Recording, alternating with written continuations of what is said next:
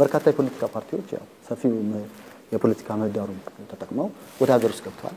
መገናኛ ብዙሃንም የዛን የተለያዩ ሐሳቦች የሚንጸባረቁበት ሀገሩና እነዛ ሐሳቦች አሁን አንደኛው ይሄ የጥላቻ ንግግርና የሐሰተኛ መረጃ ስርጭትን ለመከላከልና ለመቆጣጠር የወጣው አዋጅም አንዱ ምክንያት የሆኑ ጉዳዮች ናቸውና እነሱን ተከታትሎ እነዛ ተቋማት በህግ እንዲሰሩ ከማድረግ አንፃር ምን ነበር ተግባራት ሲከናወኑ ነበር የሚለው እዛ ላይ ሐሳቦች ተንጸባረቁብን። ህግ ስለሆነ ከህግ አንፃር አቶ ይፍሩ ጀምሩና ከዛ መገናኛ ብዙሃኑ ህጉን አክብረው ከመስራት አንፃር ደግሞ እንዴት ነው ክትትል ሲደረግላቸው የነበረው ነገር እሱ ሐሳብ ሰጡበት። ይሄ ጥያቄ ወደ ምን ይወስደናል መሰለ? ሉዓላዊ ስልጣን ባለቤት በእኛ በህገ መንግስቱ አንቀጽ 8 ስር ያው ብሔረሰቦችና ህዝቦች ይባላል። ያው ዜጎች ይሄ ራሱን በዋናነት የሚገልጸው በምርጫ ስለሆነ የዜጎችም ነው ሉዓላዊ ስልጣን ባለቤትነት የኔ ትርጓሜያ ነው። ምክንያቱም ከዛ አንፃር ስለማ በኋላ ላይ በፌዴሬሽን ምክር ቤት ግን ዲፌንደር ኦፍ ዘ ኮንስቲቱሽን ይሆናሉ እነዚህ ብሔረሰቦች የዜጎችም ነው there is a blessing in individual rights citizens rights as well as in group rights ያንን ዲፌንድ ለማድረግ ደግሞ አንዱ መገለጫው ምርጫ ነው። ምርጫ ደግሞ በዋናነት ፖለቲካል ፓርቲዎችን የሚያሳትፍ ነው። ዜጎች ለኔ ይበጁኛል የሚሏቸው የፖለቲካ ቡድኖች የሚመርጡበት ነው። እነዛ ፖለቲካ ቡድኖች ደግሞ የተሻሉ ስለመሆናቸው ራሳቸው ለዜጎች የሚያስተዋውቁበት ሂደት አለ። በነጻነት መደራጀት፣ መንቀሳቀስ፣ ሐሳብ መግለጽ፣ ለሚዲያ ተደራሽ መሆን እነዚህ ነገሮች ይሄንኑ ለማስቻል የመጡ ኢንስትሩመንታል መንገዶች ናቸው። በሌላ ጎኑ ደግሞ ሚዲያዎች ደግሞ ፖለቲካል ፓርቲዎች ደግሞ ግዴታ አለባቸው። አንዱ ግዴታው የጨዋታውን ህግ ማክበር ነው። የጨዋታው ህግ ምንድነው ብለን ካሰብን ለምሳሌ የስልጣን አንዱና ዋነኛው ምንጭ የዜጎች ይሁንታ መሆኑን መቀበል።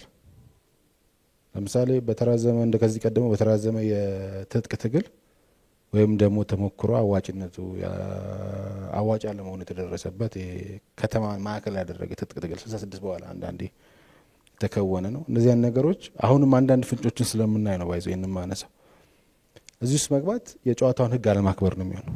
ራሳቸውን ለህዝቡ በማስተዋወቅ ሂደት ውስጥ የሚናገሯቸው ቃላቶች የሚያስደርሱን ስፒል ኦቨር ኢፌክት ከግምት ውስጥ ያላስገባ ነገር ሊያደርጉ ይችላሉ።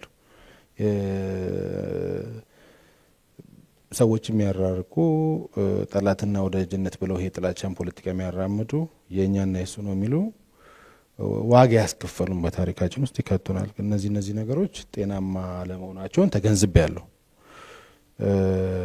ከዛ ውጭ ግን I think ከ83 ወዲህ ከዘጠናዎቹ እስከ 2010 ድረስ ባለው ድረስ የተሻለ ኤንቫይሮንመንት ተፈጥሯል ብዬ አምናለሁ። ፖለቲካል ምህዳር ተፈጥሯል ብዬ አምናለሁ። ይሄንን ምህዳር ተጠቅመው እንግዲህ መሄድ አለባቸው ብዬ አምናለሁ። ከዛ ውጭ ግን ያው እነዚህ ነን ስቴት አክተርስ በሚላቸው ስለመድባቸው እንችላለን። በግልጽ አላታቸው ትችላል። በግልጽ አይታይም እጃቸው ግን ያ ለምሳሌ አንዳንድ የፖለቲካ ፓርቲዎች እንቅስቃሴ ሲገደብ ልታይ ይችላል። ስብሰባ አዳራሽ ውስጥ ገብተው ሐሳባቸውን መራጮች እንዳያስታውቁ ሲከለከሉ ታያለ። በመንግስት ያውን በሌሎች የመንግስት ውጪ ባሉ አካላት አሶሲዬሽን ይፈጥሩላቸዋል። ግን ተጨባጭ ማስረጃ አላገኘውም እስካሁን። ለዚህ ነገሮች አሉ። እነዚህ ከህግ ውጭ ያሉ ነገሮች ታርመው ምክንያቱም አንድ ነገር የብዙ ኮንትሪቢዩሽኖች ድምር ውጤት ነውና ዲሞክራሲም ከዚህ የተለየ አይደለምና ለዚሁ ግብአት የሚሆን መልካም ነገር አድርገው ቢቀጥሉ ብዬ ነው ማለት ነው። ከለውጡ ጋር ተያይዞ በተለያየ መንገድ አንዳንዶች ተፈርዶባቸው፣ አንዳንዶች ተከሰው፣ አንዳንዶቹ በስጋት ክስም ሳይኖርባቸው ከሀገር ውጪ አንዳንዶቹም በሀገር ውስጥ ግን በተለያየ ቦታ ከመንግስት ተሸሽገው ለበርካታ ዓመታት ሲኖሩ የነበሩ ምን ይታወቃል። ከለውጡ ጋር ተያይዞ አዋጅ ቁጥር 1096 የምህረት አሰጣጥና አፈጻጸም አዋጅ ወጥቶ ረቂቅ አዋጅ በማዘጋጀት በሚኒስትሮች ምክር ቤት እንዲጸድቅ ከተደረገ በኋላ በሕዝብ ተወካዮች ምክር ቤት ምህረት ተሰጥቷል። በዛ በተሰጠ ምህረት አማካይነት እንደተባለው በርካታ ፖለቲከኞች፣ በርካታ ጋዜጠኞች፣ አክቲቪስቶች ወደ ሀገር ውስጥ ሊገቡ ችለዋል ማለት ነው። ወደ ሀገር ውስጥ ከገቡ በኋላ ምን አይነት ክትትል ነው ሲደረግላቸው የነበረ የህግ ስርዓቱን አክብረው እንዲሄዱ ከማድረግ አንጻር የሚለውን ጥያቄ ለማንሳት እነሱን የሚመለከቱ አደረጃጀቶችን የማጠናከር ስራ ሲሰራ ቆይቷል። ለምሳሌ አንዱ ከፖለቲካ ፓርቲ አባላት ጋርና ፖለቲካ ፓርቲዎች ጋር ተያይዞ ያለው የምርጫ ቦርድ ነው። የምርጫ ቦርድ አዲስ አዋጅ ቁጥር 1133 የሚባል የምርጫ ቦርድን አደረጃጀት፣ የምርጫ ቦርድን አጠቃላይ ስልጣንና ተግባርና ሌሎች ጉዳዮችን ዝርዝር ጥናት በማጥናትና ይህንን ስራ የሚሰራ ኮሚቴ በማቋቋም አዲስ ጥናትና አዲስ አዋጅ በማዘጋጀት እንዲጸድቅ ተደርጎ ምርጫ ቦርድ ወደ ስራ እንዲገባ ተደርጓል። እሱ ብቻም ሳይሆን አጠቃላይ የምርጫ ስርዓቱ የፖለቲካ ፓርቲዎችን የሚመለከት ፖለቲካ ፓርቲ እንዴት ሌሎች ዝርዝር ጉዳዮችን በሚመለከት ፖለቲካ ፓርቲዎችን በተመለከተ አሁንም የምርጫ አዋጅ 1162 የሚባል እንዲዘጋጅና በሕዝብ ተወካዮች ምክር ቤት እንዲጸድቅ ተደርጓል። ስለዚህ እነዚህ የህግ ማዕቀፎች ቤዚክ ናቸው። አደረጃጀቶችን የሚያመለክት በዛ ውስጥ እያንዳንዱ ፖለቲካ ፓርቲ እያንዳንዱ የፖለቲካ አባል ምን ነገሮችን መስራት እንዳለበትና ሌሎች ጉዳዮችን የሚመለከቱ ስለሆኑ አንዱ ድጋፍና ክትትል ሲደረግ የነበረው ከዚህ አንጻር ነው። ማዕቀፎችን ስርዓቱን መዘርጋት ነው። ሁለተኛው ከዚህ ከሚዲያው ጋር ተያይዞ ሚዲያው አካባቢ የሚሳተፉ አካላትን በተመለከተ አሁንም የሚዲያ አዋጅ ራሱን የቻለ ኮሚቴ በማቋቋም በተደጋጋሚ ጥናት ተሰርቶ ውይይት ሲደረግበት ቆይተው እሱም ወደ መጨረሻ ላይ ደረሰና በአሁኑ ሰዓት ለሚኒስትሮች ምክር ቤት ተልኮ በሚኒስትሮች ምክር ቤት እንዲጸድቅ ክትትል እያደረግን ያለ ነው። እሱም ይህንን ስርዓት በደንብ ያለውን ነገር ያመለክታል እና ስርዓት ከማስያዝ አንጻር የራሱ የሆነ አስተዋጽኦ ይኖራል ብለን እናስባለን። ስለዚህ እነዚህ ናቸው እንግዲህ እነዚህ አደረጃጀቶች ከተፈጠሩ በእነዚህ አደረጃጀቶች ውስጥ ያሉ አካላት ስራቸውን ፕሮፐርሊ ይሰራሉ ማለት ነው። ከዛ ውጭ ያለው ግን ቅድም እንደተገለጸው እነዚህ የህግ ማዕቀፎች የሚጥስ ከዚህ ስርዓት ውጭ የሚሄድ ካለ ደግሞ ያው ባለው አሰራር መሰረት ተጠያቂ የማድረግ ስራም አንዱ መንግስት በተለይ ከዚህ ከህግን ከማስፈጸም አንጻር በቀጣይ ትኩረት ሰጥቶ መስራት ያለበትና በቅርቡም ይህን ፍላጎቱን የገለጸበት ድሎች ሰጥተዋል። የዲሞክራሲ ምህዳሩን ለማስፋት በርካታ ነገሮችን አልፈንም ሄደናል። አንዳንዴ ግን ከስርዓቱ ያለፉ ከህግ ያለፉ ነገሮች ጥንቃቄ መደረግ እንዳለባቸው በተደጋጋሚ መንግስት መግለጫ ሰጥቷል። ስለዚህ አጠቃላይ ያለው ነገር ይሄ ነው። እንደ ብሮድካስት ባለስልጣን ከውጪ ወደ ሀገር ውስጥ የገቡት ሚዲያዎችም ሆኑ ሀገር ውስጥ የነበሩት ሚዲያዎች ህግና ስርዓቱን አክብረው ለዚህ ህዝብና ለዚህች ሀገር የሚመጥን ይዘትና የቀረባ መንገዳቸውም ጭምር የተሻለ እንዲሆን ከማድረግ አንጻር የተለያዩ ስራዎችን ለመስራት ጥረት ተደርጓል። ለምሳሌ ከውጪ የሚመጡትን ሚዲያዎች ስፔሲፊካሊ በተመለከተ ስናነሳ ለምሳሌ እነሱ በነበሩበት ሀገር ይሰሩበት የነበረው ህግ አሰራር ኤግዛክትሊ ከኛ ሀገር ህግና አሰራር ጋር 100% ተመሳሳይ ሊሆን አይችልም። ስለዚህ የኢትዮጵያን የብሮድካስት አዋጅ ጠብቀው እንዲሰሩ ከማድረግ ከብሮድካስት አዋጁ ጋር እንዲተዋወቁ ከማድረግ አንጻር ስራዎች ተሰርተዋል። በሀገር ውስጥ ህግ ደንብና መመሪያ መሰረት ለምሳሌ በሀገር ውስጥ የንግድ ፈቃድ ማውጣት መቻል አለባቸው። የብሮድካስት ፈቃድ ማውጣት መቻል አለባቸው። ለሀገር ውስጥ ለዚች ሀገር በሰሩት ልክና መጠን ግብር መክፈል አለባቸው። ሲስተም ውስጥ እንዲገቡ የማድረግ ፈቃድ የመስጠት የኛ ላይሰንሲዎች ስለሆኑ ፈቃድ የመስጠት ማህበራዊ ኃላፊነታቸውንም የብሮድካስት አዋጁም ስለሚያዛቸው ማህበራዊ ኃላፊነታቸውን እንዲወጡ ለማድረግም የተለያዩ ስራዎች ሲሰሩ ቆይተዋል።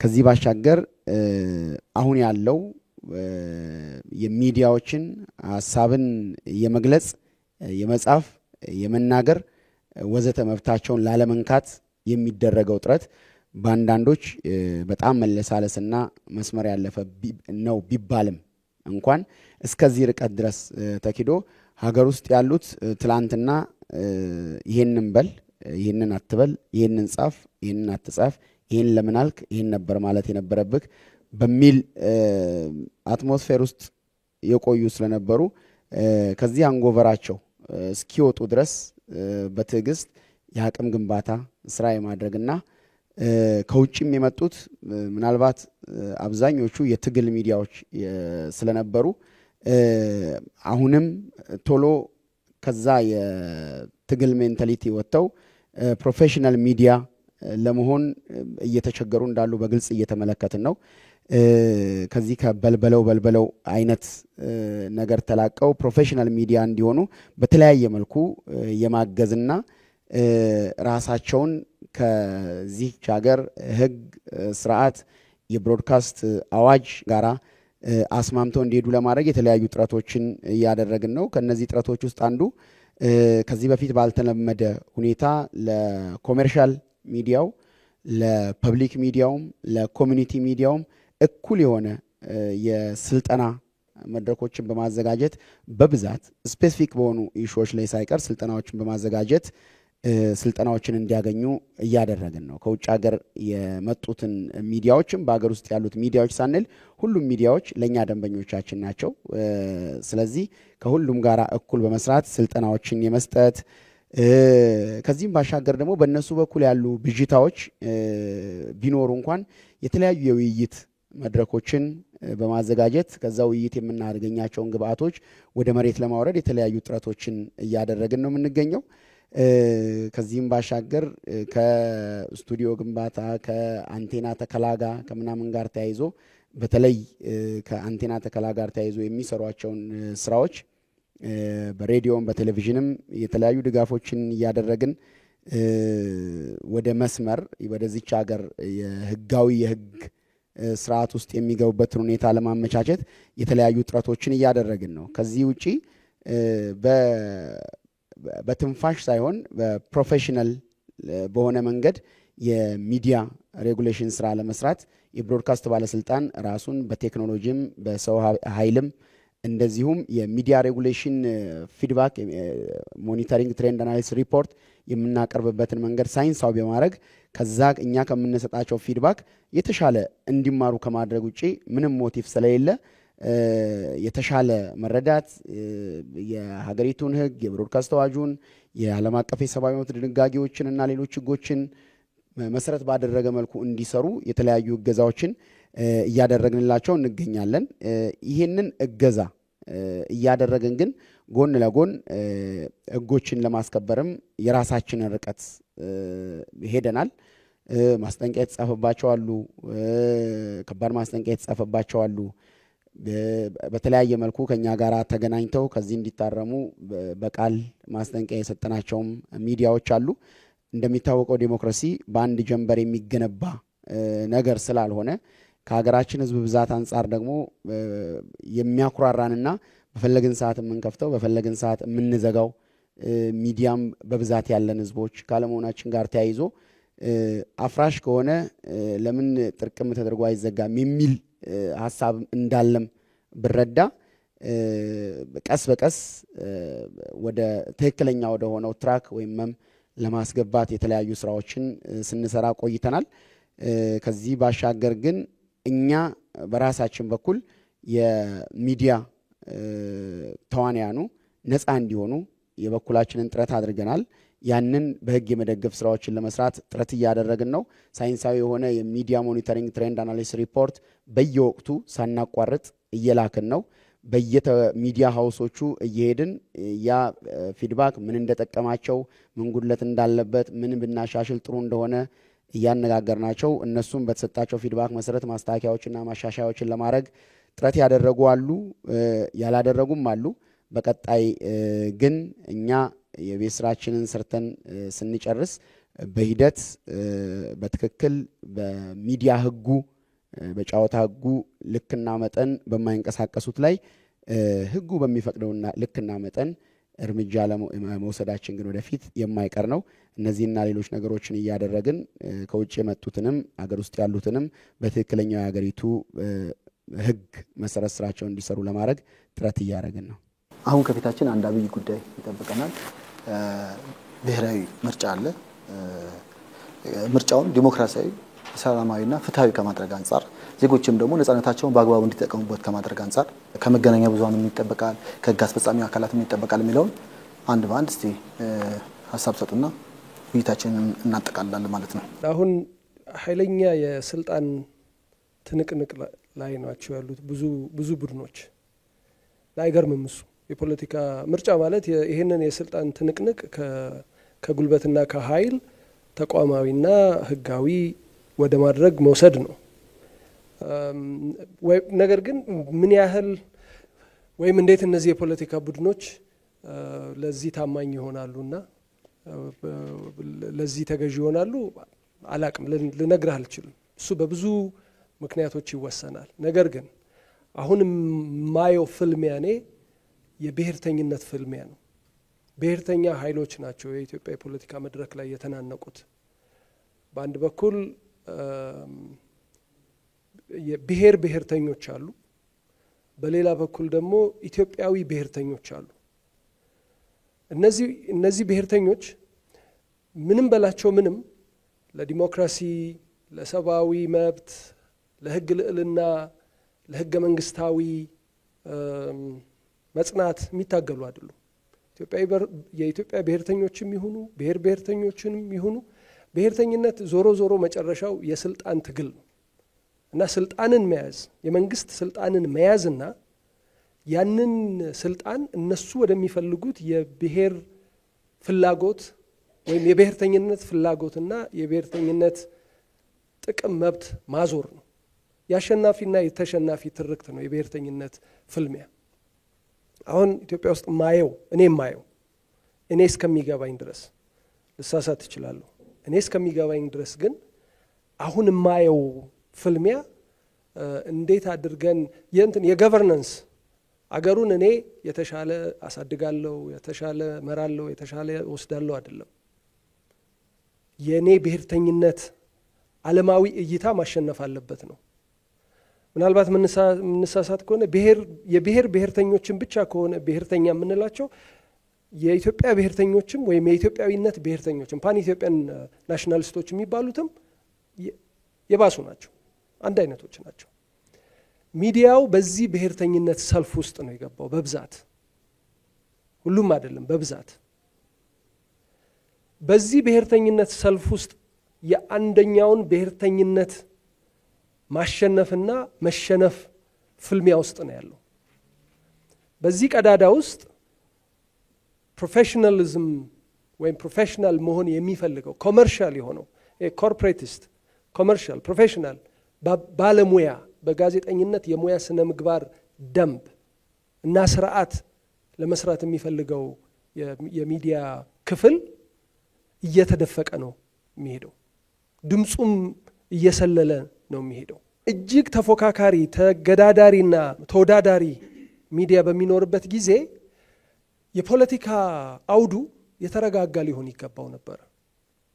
እንደሱ በሚሆንበት ጊዜ በጣም እጅግ በጣም የሚፈልገው ነው የተረጋጋ የፖለቲካ አውድ ያለበት ማህበረሰብ ውስጥ እጅግ ተፎካካሪና ተወዳዳሪ የሚዲያ ባህሪ በሚኖርበት ጊዜ ህብረተሰቡ ይጠቀማል። ነገር ግን የፖለቲካ አካባቢው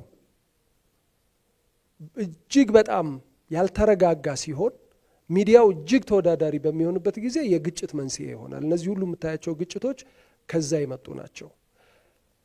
ወደ ምርጫ የሚሄደው አገሩ በሙሉ በዚህ እጅግ ባልተረጋጋ የፖለቲካ ማዕቀፍ ውስጥ እጅግ ተፎካካሪና ተወዳዳሪ የሆነ የመገናኛ ብዙሃን ስርዓት ያለበት አንድ ይሄ የሚስተካከልበት መንገድ የሚዲያ ፖሊሲ ሲኖር ነው። የሚዲያ ፖሊሲ ስለ መንግስት የሚያረጋው ማያረጋው ማለት አይደለም። ያ ፖሊሲ የሚያወጣው መንግስት ነው እርግጥ ነው። ነገር ግን የሚዲያ ፖሊሲ በሚኖርበት ጊዜ አንደኛው የትኛውና ምን አይነቱን ሚዲያ ነው እንዲበቀል እንዲፋፋ እንዲያድግ የምንፈልገው፣ ምን ያስፈልገዋል የሚለው ውይይትና ክርክር ይኖራል። ይሄ ማለት እነዛኞቹ በብሔርተኝነት ሰልፍ የተሰለፉት መጥፋት አለባቸው ማለት አይደለም። የመኖር መብት አላቸው፣ መኖርም አለባቸው፣ ድምጽ ነው የሚወክሉት። ነገር ግን ዲፋይን ሊያደርጉት አይገባም። የሚዲያ ላንድስኬፑን ወይም ደግሞ የሚዲያ ከባቢውን ወይም የሚዲያ ኢንዱስትሪውን እንትን ሊያደርጉት አይገባም። ገዢ ሊሆን አይገባም። በሱ ዲፋይን ሊደረግ አይገባም። ዲፋይን ሊያደርግ የሚገባው ዲሞክራቲክ ኮርፖሬቲስት ፕሮፌሽናል የሆነው ሚዲያ ነው። በራሱ ገቢ የሚቆም የሙያ ስነ ምግባርን የተቀበለ ዲሞክራቲክ የሆነ ማለት ለሁሉም ክፍት የሆነ እንደዚህ አይነት ሚዲያ እንዲቆም ለማስቻል የሐሳብ ሙግቱ ራሱ በሚዲያ ውስጥ ሊኖር ይገባል። የኢትዮጵያ ሚዲያ ካውንስል የሚባል ድርጅት ተቋቁሟል። ወደ 39 አካባቢ አባላቶች አሉት። ብዙዎቹ ቴሌቪዥን ጣቢያዎች፣ ሬዲዮ ጣቢያዎች፣ ጋዜጦች የዚህ ምክር ቤት አባላቶች ናቸው። ምክር ቤቱ የሙያ ስነ ምግባር ደንብ አለው። አብዛኞቹ የምንከራከርባቸው ነገሮች ልክ ነው ልክ አይደለም፣ የጥላቻ ንግግር ይፈቀዳል አይፈቀድም፣ የሰው መብት ይከበራል አይከበርም ምናምን የሚባሉት ነገሮች በሙሉ እዛ የሙያ ስነ ምግባር ደንብ ውስጥ አሉ። እነሱን የሚያስከብርበት ምክር ቤቱ እነሱን የሚያስከብርበት ስርዓትና ደንብ አሰራር አለው።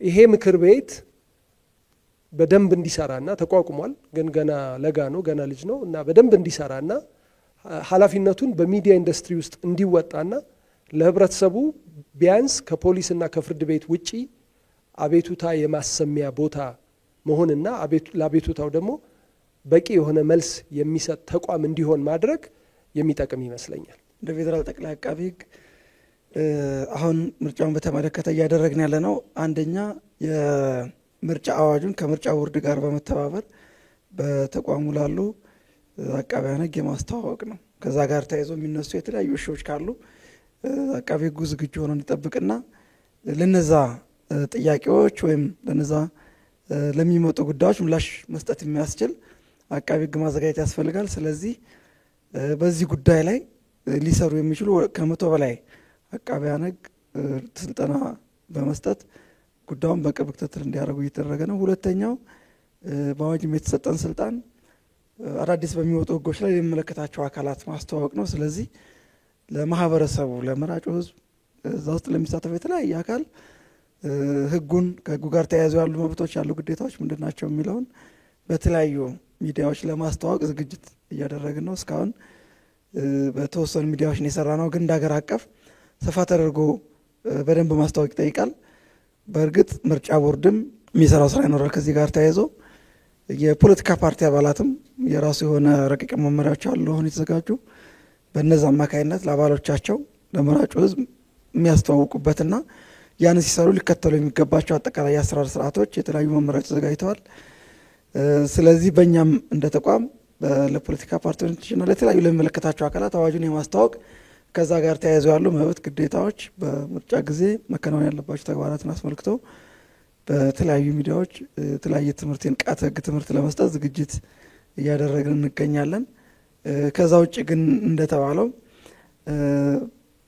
ምርጫ ሲካሄድ ከዛ ጋር ተያይዞ በተለይ ከሰላምና መረጋጋት ጋር ተያይዞ የሚመጡ ጉዳዮች አሉ። ስለዚህ ከፖሊስ ጋር ሌሎች የሚመለከታቸው አካላት ጋር በመሆን ምርጫው ሰላማዊና ዲሞክራሲያዊ ሆኖ እንዲከናወን የሚያስችሉ ኢኔብሊንግ ኢንቫይሮንመንት ወይም ምቹ ሁኔታዎችን ከመፍጠር አንጻርም ተቋሙ የተለያዩ እንቅስቃሴዎችን እያደረገ ይገኛል ማለት ነው።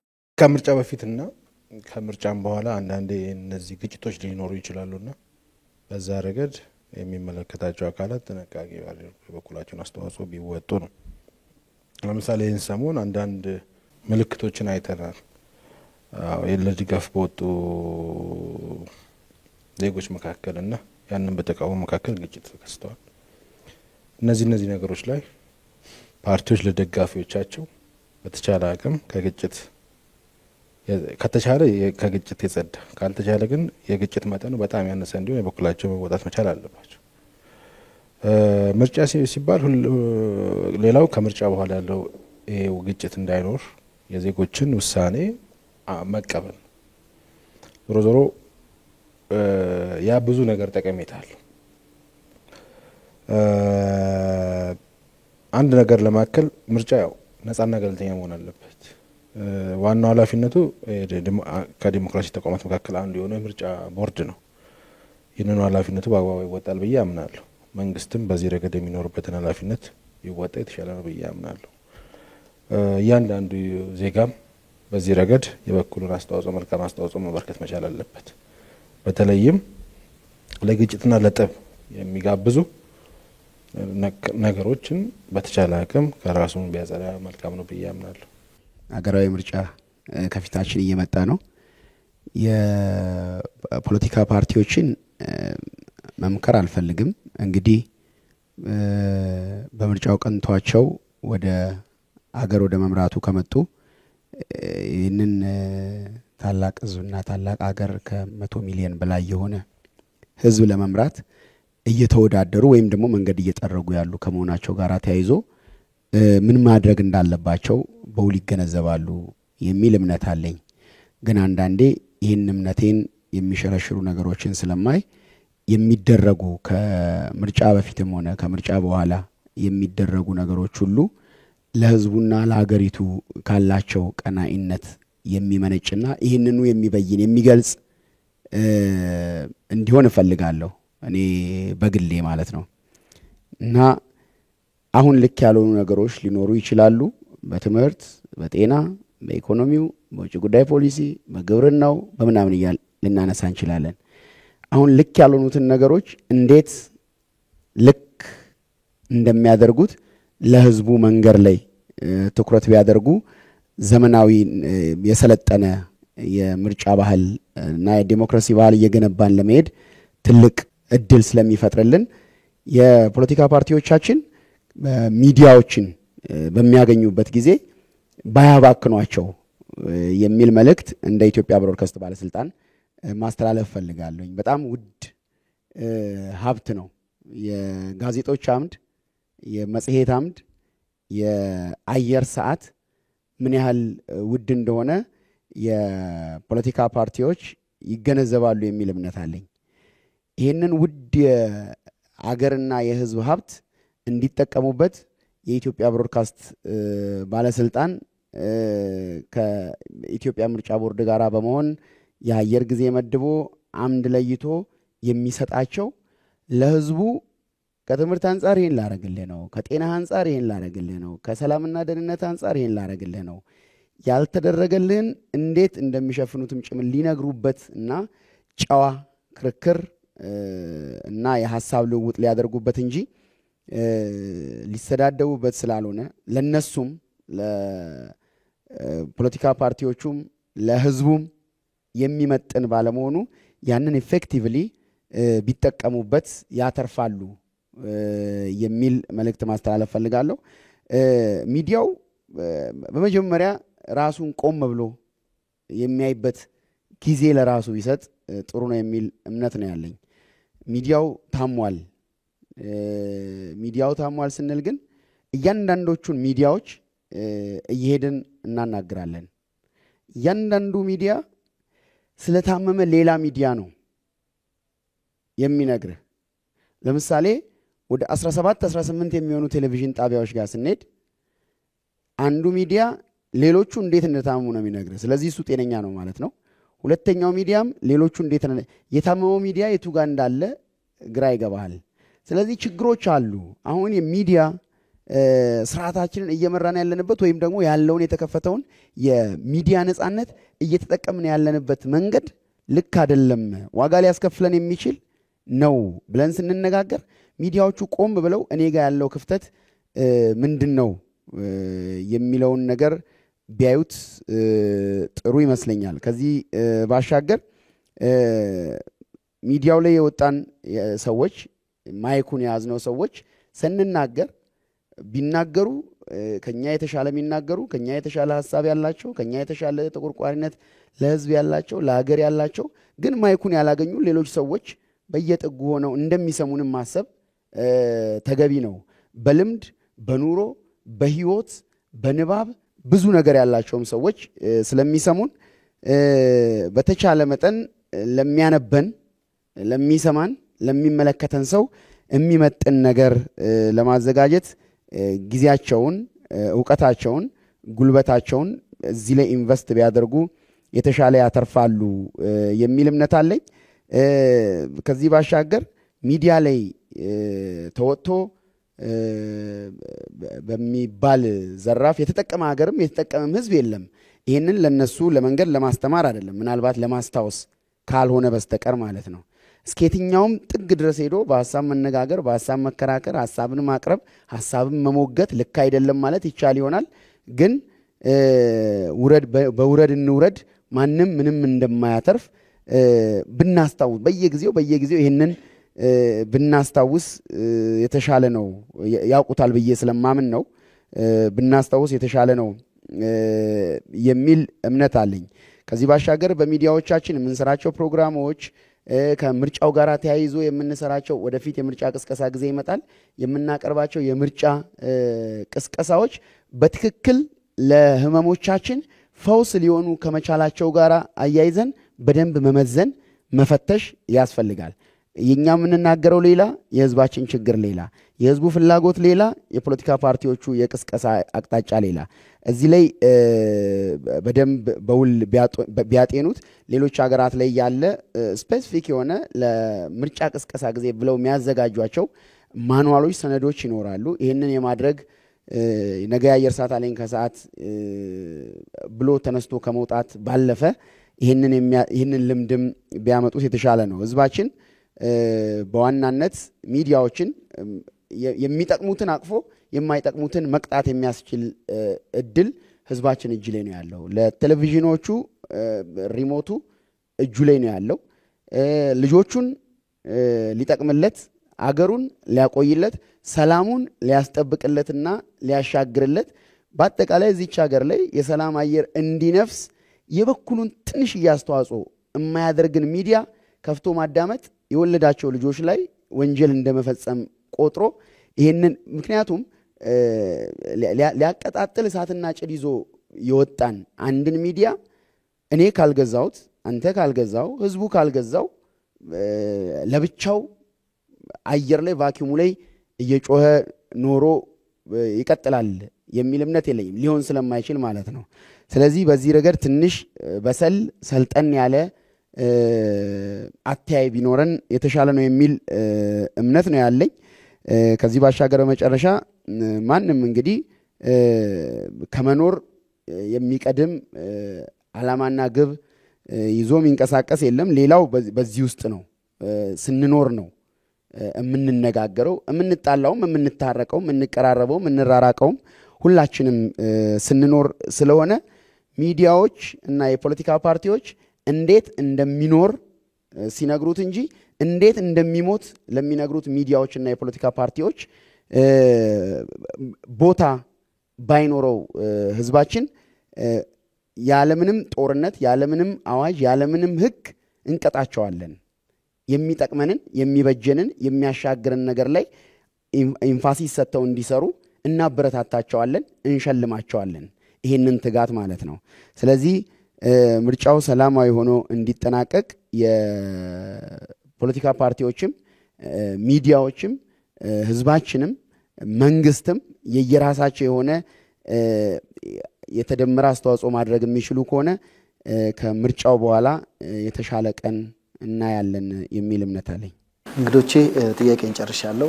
ጊዜያችሁን ሰውታችሁ እዚህ ድረስ ስለመጣችሁ ከልብ አመሰግናለሁ። ውድ ተመልካቾቻችን ከተነሱ ጥያቄዎች ጋር በተያያዘ በሱ ዙሪያ ላይ ሰፋ ያለ ውይይት እንዳደረግን ተስፋ እናደርጋለን። በዚሁም አንጻር ደግሞ ሰፊ ግንዛቤ ፈጥረናል ብለን እናስባለን። ውይይቱን በመምራት ሀብታሙ አክሊሉ ከእናንተ ጋር ቆይታ አድርጌያለሁ።